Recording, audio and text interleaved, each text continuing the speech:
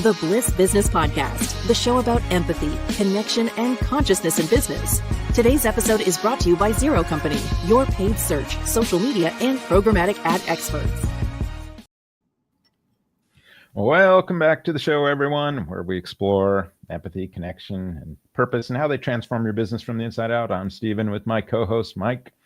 And today we're going to talk with Michael Ward, who Mike will introduce here in a second. Research shows that 90% of top performers have high emotional intelligence, yet only 36% of people can identify their emotions as they happen.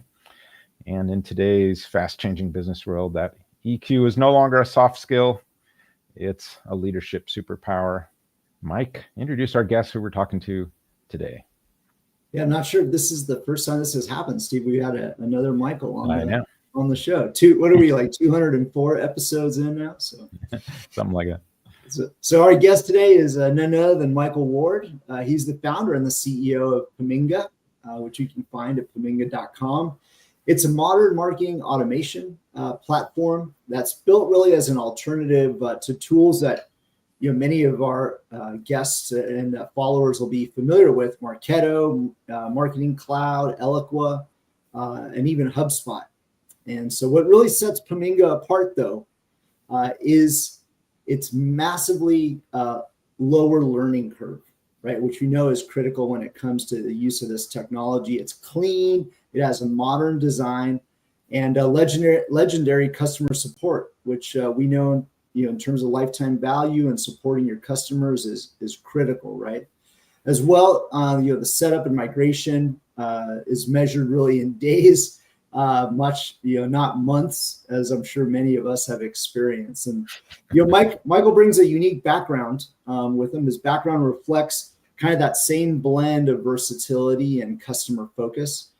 He's worked as a database architect, a UX designer, a front and back end coder, and he's really led sales and marketing teams as well. And so as a leader, he's highly particular about customer support and believes that software should empower rather than really fight back. So, and as well as outside of his work, Michael's a father of twins, a former geologist, believe it or not, and an avid mountain biker, rock climber, skier, and even a rock band singer, which I don't know, maybe Michael sing a few lines for us, living there in Colorado. So welcome to the show, Michael. We're so happy to have you. Thanks for having me, guys. Michael, so as mentioned there, your career's kind of spanned a bunch of different areas, technology, leadership, entrepreneurship. What first revealed to you that emotional intelligence is kind of a defining factor in effective leadership? Not so much a revelation for me, more of a slow realization that, everything I do is about people, right? I mean, I write code sometimes, not so much these days, but, I write code for people, and everyone on my teams, they're people, and all my customers are people, all my partners are people. And the connection that, it's just, to me, it's the most basic thing there is to treat people as the humans that they are.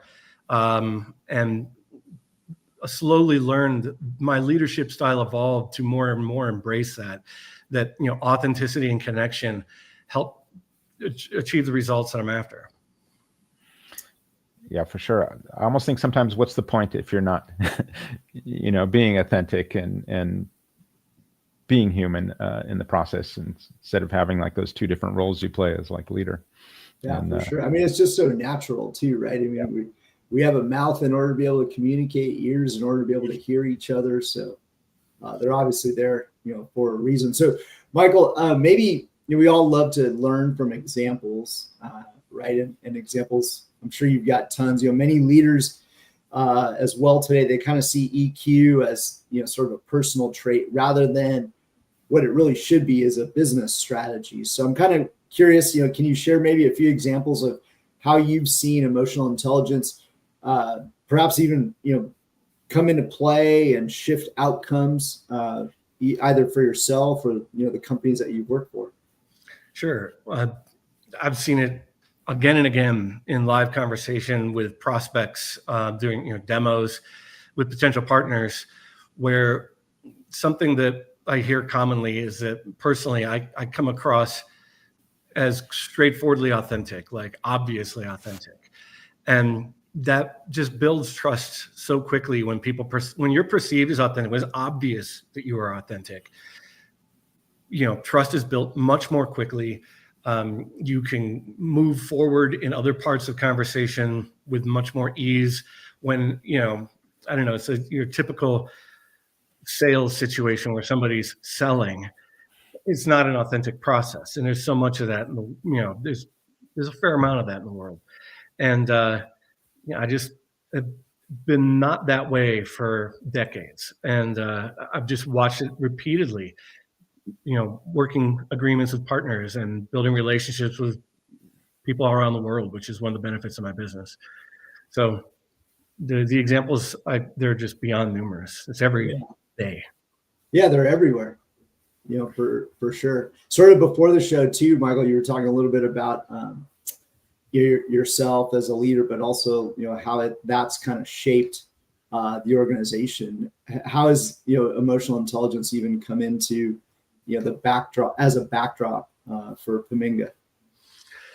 Well, yeah. So every team, every conversation, literally everyone on the team it's really disarming when somebody has good EQ and knows how to leverage it in different situations, right? And I shouldn't say leverage. It's not like you have to have a plan. When you've been doing it for years, you just are that way. Obviously, right. The becoming is the interesting part, right? So like right now, I run the software development team every day. Every day at 10 a.m. we do a stand-up call, a video call. It's a lot like this, and the trust and open communication we have amongst that team, the trust I have in them and they have in me, and cross through each other. The whole culture is built around authenticity and honest communication, and it just smooths out so much BS that I used to experience back before. In my personal, it's kind of fun, like you said, as a strategy versus just a personal trait. Years ago, in my personal life, I would say I had a very high EQ, but in business, I felt like I needed to figure out how to act or something like that. And it was silly in retrospect. When eventually through trial and error, I learned to just be myself, and that the self that I was already was a high EQ person, and it really changed. It took away friction.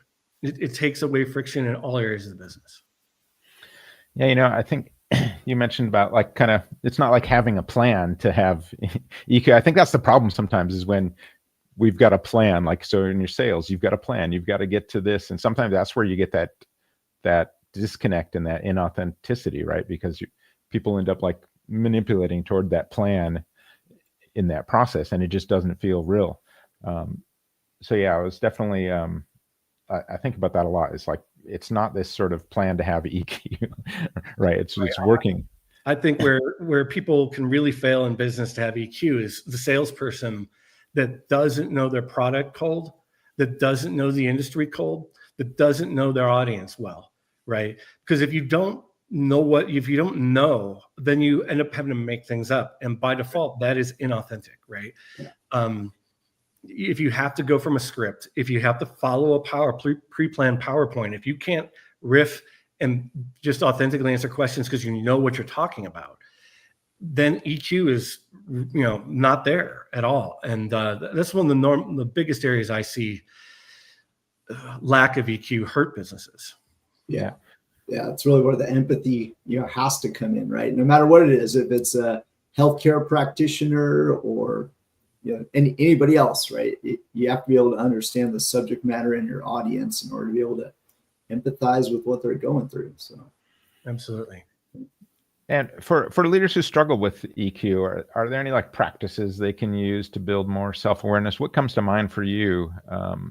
Well, like I said, I think I came by it naturally, and I don't really mean naturally. It was somewhat unnatural, but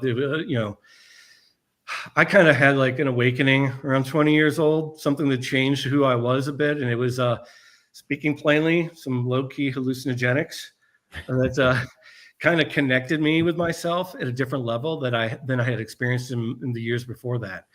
And that really changed the way that I interacted with people. I'm not recommending that people go out and do these things or don't, right?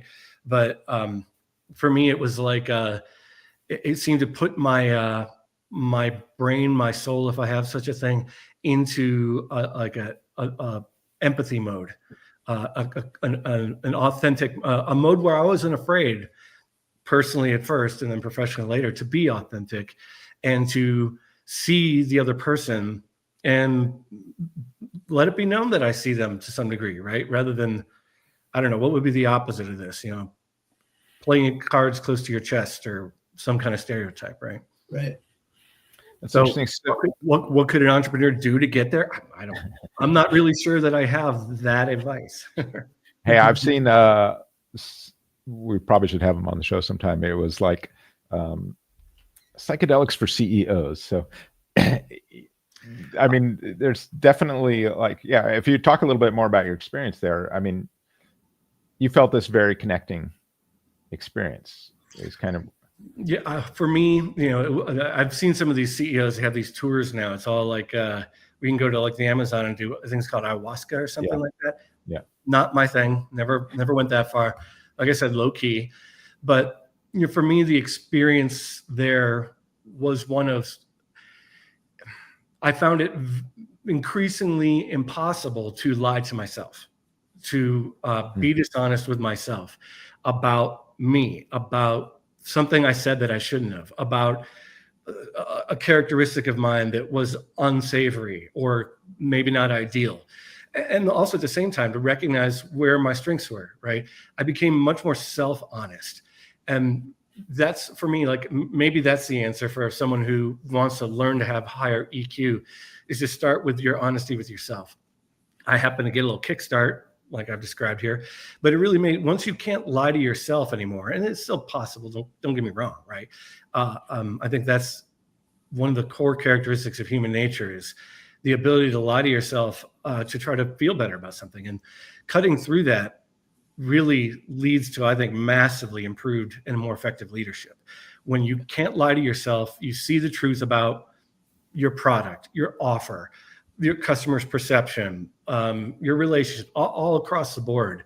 That self-honesty leads to, I don't know if there's a difference between higher self-honesty and higher EQ. I don't know. Yeah. You totally hit on it. It's one of the things I've talked about in the past is you go through this rationalization process almost, right? Or you're doing this little bit of like a mental gymnastics in order to justify, perhaps, kind of what you've done or how you're moving forward with things, versus, like you said, being very honest and open with yourself. So. Yeah. And the opposite is something I look for in my team or hiring practices, things like that. Like one of the some clues to me that somebody who doesn't have a high EQ is an inability to admit when they're wrong, right? To me, that's a very red flag, because the person who can't admit when they're wrong, how do you get right? How do you learn? How do you grow? You're just putting a massive damper on your ability to grow as a person, a leader, a salesperson, whatever your role is, whatever you're trying to do. Yeah. Yeah, I always say that, humility is really a value that helps you grow, because if you're like you said, you can't admit to being something wrong, you're going to be closed-minded about it, and you're not going to move beyond that. No, I'm fascinated. I love the topic on the psychedelics and that radical self-awareness that it brought you to, which it's hard to describe for people, who haven't done anything like that, I guess. How you exactly do that, without the plant medicines or whatever, and how quickly did that happen to you? Like almost quickly, or through like 1 or 2 sessions, or was it over time? We're going back some decades here, but I would say that it was there was a period in my life, less than 2 years, where fairly commonly, me and my friends, that's what we would do, right? Along with some other things, just having a good time. There was no intention to it. We were partying, right? Yeah. But it just, it affected me. Like I said, I think I was naturally somewhat an introspective person, but when that introspection is like effectively brutally honest with yourself, it just, it was hard. Like I remember, like it was almost like rejecting the pill, right? Like rejecting the transplant. I remember parts of that time. I wasn't in a process. I wasn't trying to do that, but it was happening as a result. And it was very strange. It was emotional. It was, to see yourself, to see your flaws more clearly and much more honestly can be difficult, right? Can be, and then to get, you can break through that or not. I would say that I think I did break through the other side where I could accept who I was and decide who I wanted to be. And there we are. So here I am being, I'm a little nervous being on a live podcast, but I'm trying to be as authentic as I can. So. That makes sense. Yeah, I love your point there too. The way you described it. Oh, sorry. Go ahead, Steve. Oh, go for it, Mike. I was going to say, like you said, seeing yourself in a different light. It's like looking in a mirror, but then are you going to ignore sort of what you see or actually take action on what you found? So it sounds like it's kind of it's a fork in the road. Yeah. Well, you took decisive action. I couldn't abide knowing it and not changing. I couldn't abide it. I wouldn't take credit for decisive action. It was just more like I couldn't live with knowing it and pretending it wasn't there. Like whatever, there's just multitudes, layers of who we are as people. And my experience was all that got laid bare like peeling an onion to me. Anyway. No, and I think, it takes character. And nowadays you see it coming back around where therapists are using some of the plant medicines, things like that, specifically for this radical self-awareness. So switching gears just a little bit back to the EQ portion, are there any systems or processes or rituals your company does or that you think of that leaders can kind of embed into their daily business life? From my perspective, I've got nothing formal at all. I don't even think about formalizing these things because how would you a system to what enforce, measure? How do you measure? I don't know how to do that. Like maybe there's people they've got some kind of system. For me, it starts with the tone, the culture, right? What example do I set on every call? What example do I set one-on-one? What example do I set with customers, with partners across the board? And that sets the tone and sets up the culture of our organization. And that culture, we've got quite the reputation on the customer support side. I had for a while, it didn't even make it into my bio here, but for a while I worked in a customer service role. And boy, did I take it seriously. I took care of people like no one else. It got drilled into me. And I've been a lifelong believer of that. And I think it just comes from these same concepts we're here to talk about, it, EQ, right? The person that needs support, they're not dumb because they're missing the point. There's just ways to take care of people in a customer service angle. And I take that customer service angle to all areas of what we do. And so it's a cultural thing that we don't measure. We have no program. I'm not the right guy. I'm not the right guy to advise on that front. No, it's like tricky. It's tricky unless you're like, you can measure things, I guess, like your employee retention, or you're talking about customer service. Like you understand, like good end results in customer service, and you probably have promoter score. Yeah, you probably have rates around that I think are CSAT. Somewhat measures. There you go. You know what? You're drawing a parallel that I hadn't actually seen. So I would definitely agree that an NPS score is if you're doing a great job with EQ and how you interact with your constituents, whoever they may be, then a high NPS score is going to be reflective of that. So, look, you just taught me something, Steve. Yeah. Yeah, it's it's very true, and there's been a number of reports out there. We've actually had as guests in the past some HR business leaders, and they've alluded to things like Steve was talking about expenses that are incurred due to employee turnover as well, right? And so sometimes organizations will see the fact that that expense line is minimized or reduced to be able to see the effect of what the culture is having on people, or even in some cases wage expense as well, right? I mean, some people will stay at an organization that they're uncomfortable with, and they're upset going to that job, and they're disengaged, but they're getting paid enough. And I think, what was the quote, Steve? I think it was actually a few podcasts ago. People will stay at a certain place if they get paid enough, or something like that, right? So there are, I think, parallels. I love that word that you brought, Mike, kind of like the fact that there are business leader metrics out there that organizations can make a strong parallel to see if their culture, their approach is being somewhat effective. Yeah. So maybe kind of moving into some more real world applications, Mike, talking about sort of when organizations are sometimes going through like a crisis or a transition. What are your thoughts, of how like EQ can really either help leaders or guide leaders in those situations to really make better choices and sustain the level of trust, right?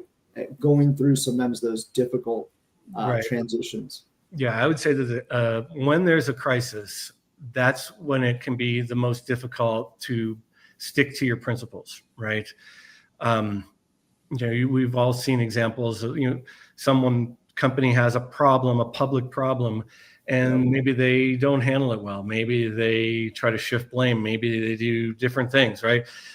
I have a mantra that I always try to fall back on when something is tough, and it's really, as I say, when in doubt, tell the truth. To me, that's and I wouldn't say that's 100% absolute. There, you don't have the truth. I'll omit things sometimes, right? But I won't lie. When in doubt, tell the truth about what's going on. If you've got for us, we're a technology product. Sometimes things go wrong, and so we tell the truth. We tell our customers. We reach out proactively, let them know something happened, so they're not finding out and getting surprised and they're looking bad, right? And that directly flows. A mantra like "when in doubt, tell the truth." Yeah. It's 100% about EQ, right? And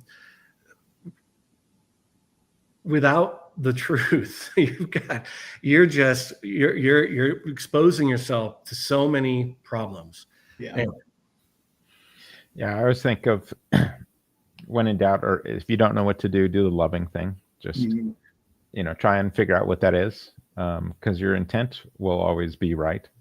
Even if maybe the outcome sometimes isn't. It's the best you can do. I think sometimes is when you don't know what to do. Yeah, if I've seen it plenty of times where people, I think we've probably all seen it. It could be personal life, it could be professional life, and people will try to obfuscate, lie, etc. And that usually, it's got a long history of biting people. So. Yeah, I think that's probably that's one of those common mistakes that leaders will make, when something, like a crisis, like Mike mentioned, arises, but you lose that authenticity. That was your North Star, right? That was helping you, through all this time. Suddenly you're facing all these problems or whatever. And so, you aren't telling the truth.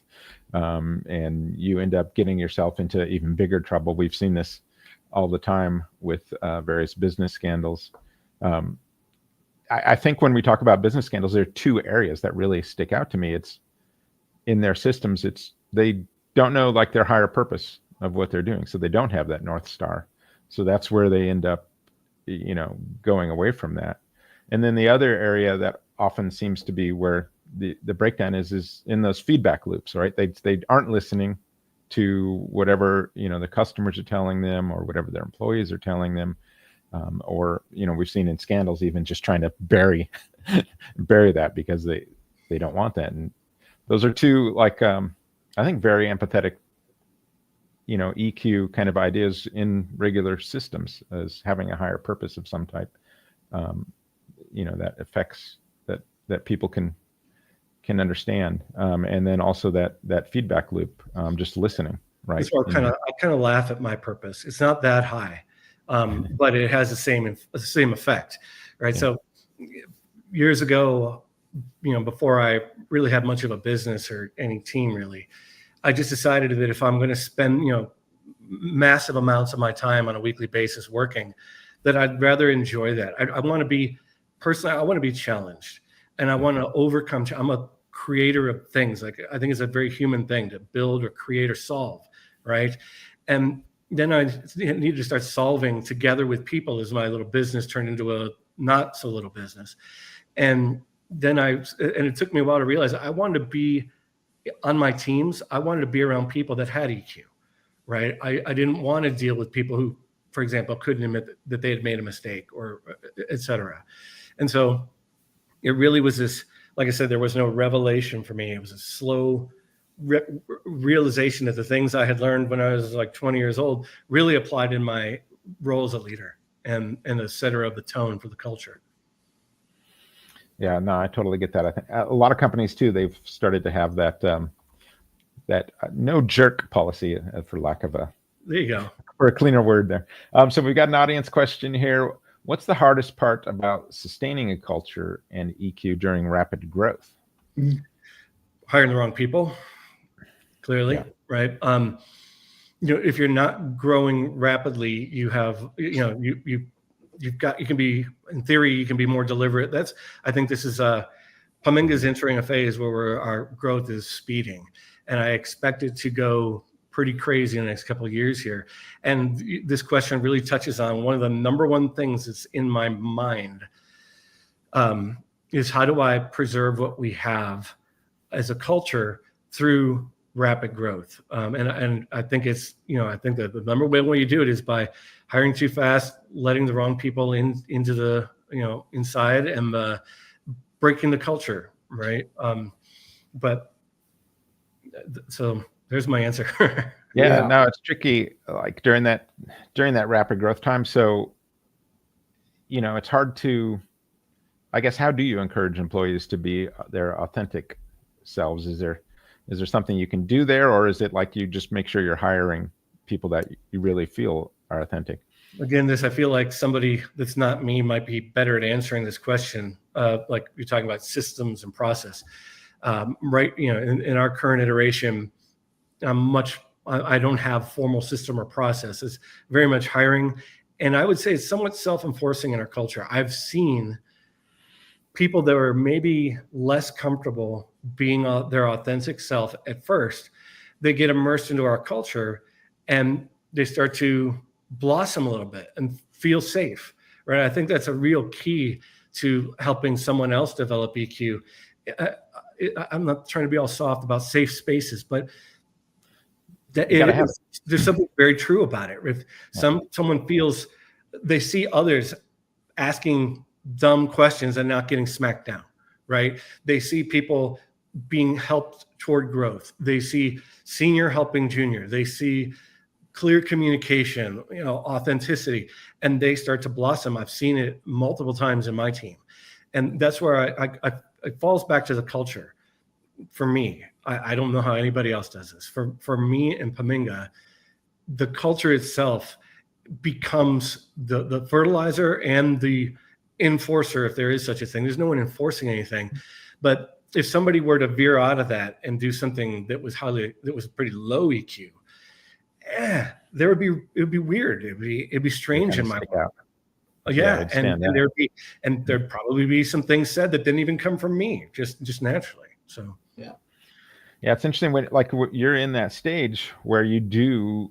I mean, you're starting your growth, and once you get to that rapid growth, then you start to systemize, and this is where people and companies they lose culture sometimes, is because of that. They're just looking for shortcuts and systemizing stuff. So you're in that interesting stage where it's like, okay, we've got to keep our culture while we're going through this. And, it's like, how do you do that? Right. It's really, it's a challenge I'll be faced with over the coming years based on what's going on in our world. It's interesting. I had a question from a prospect last week, because, we compete against some large companies like Adobe, Marketo, for example, and we're a massively smaller company. So we have all the characteristics that you might expect on the positive side, of course, the agility, the speed, the listening to customers.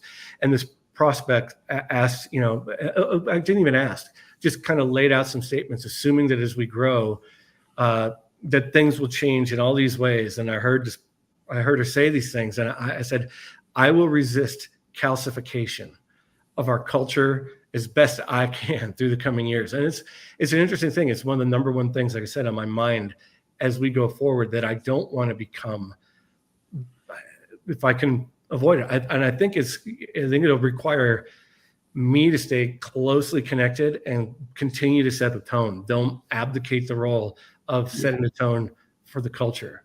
I think that's one of the keys, but I've got a lot to learn here as we go. Yeah, it's and it gets difficult, right? Because you want to maybe have a chief culture officer and give them that role, but it's so hard to really do that. In fact, maybe drawing like a little bit of a parallel between purpose and the impact that that has on culture. I love on this show to, and you mentioned it a little bit. You talked about kind of like your individual purpose, but it's such a driver. Stephen refers to it as kind of like the North Star. So maybe, Michael, if you could, why don't you restate for us in certain terms, what is the role that a well-defined purpose plays?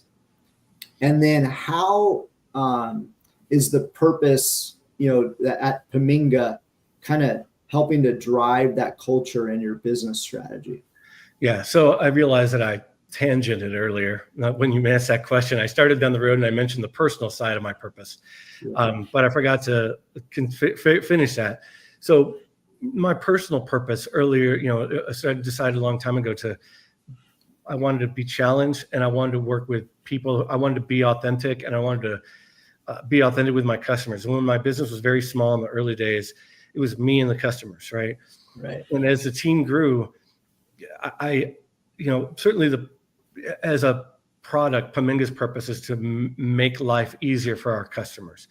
But it's not just about the product. It's about how they interact with us. We commonly hear that, for example, your support is the best support I've ever received in my lifetime as a professional. We've heard that an uncanny number of times, some version of that story. And it's because we bring this empathy and EQ to every interaction, right? From pre-sales to renewal to customer service and within the team. And so it creates this, again, I'll go back to this word culture.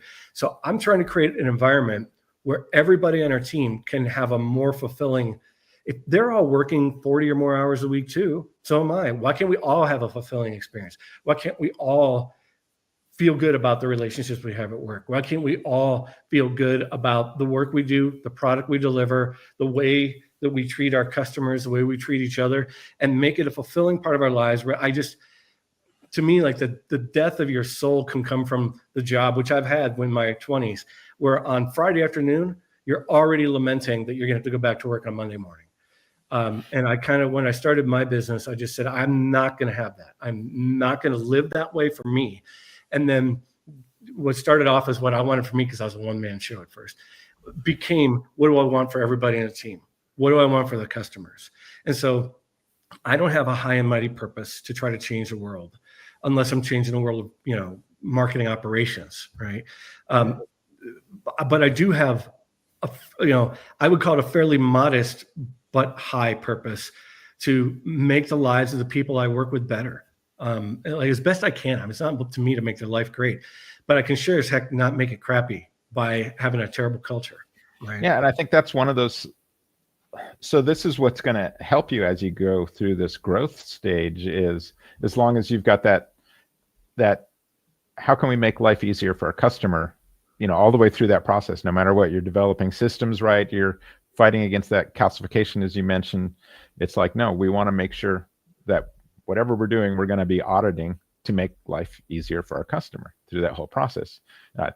I do think that's probably what's going to help you through that stage, retain your culture, is just keep going at that same purpose, right? And yeah, I agree. I also throw out a little tangent here. As a user experience designer, when you're building software, empathy is the best friend that you could possibly have, because then you put yourself in the seat of the customer, the user, the person is using your tool, and you can't, and it comes back to self-honesty. When I put my hands in the product, I don't gloss over something that was confusing or hard or non-obvious, right? And so we're getting, I'm not trying to be too self-promotional, but we're getting incredible praise for the user experience that we've created, the UI of our platform relative to the other things in the market, even HubSpot. And the reason is because of just a very high level and care for what does the user experience using this thing. I don't want to create those frustrating moments where it's just not obvious. What can I do? How do I do it? And when they do it, it should make it very clear you did it right. Those three things. That's what I call great UX. When you can tell what you can do, you can tell how to do it. And when you do it, you've got the affirmation that you got it done. And so we build that into everything we do. And so it's interesting how, self-honesty, EQ, just it pervades everywhere. Definitely says so much in your marketing and the way you speak and message to your audience. And then, how you sell and how you do demos, and how you, for software people, how you build interfaces, how you write your documentation.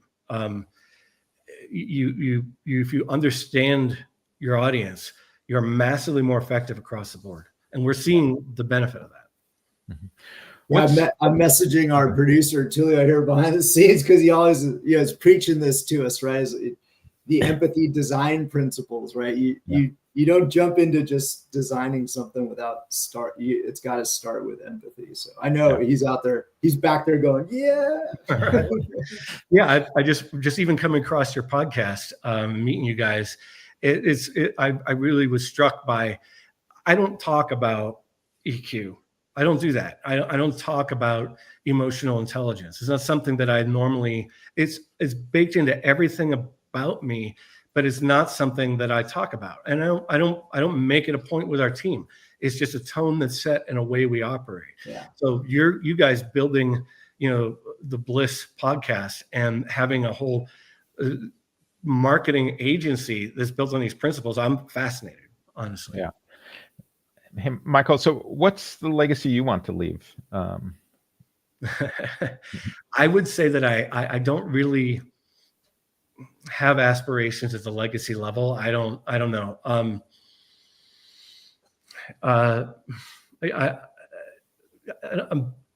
not sure. I'm going to stutter a little bit here, but what legacy do I want to leave? One, I want to make Paminga great. I want to make the customers that use our software love it. I want the people that worked with me, the day I die, to think that, hey, he was great to work with, whether they're there or not. Like, I don't need a big funeral, right? I don't really have a whole lot of aspirations on the legacy side of things. I'm much more living in the moment and the roadmap to the end of the year, right? Yeah.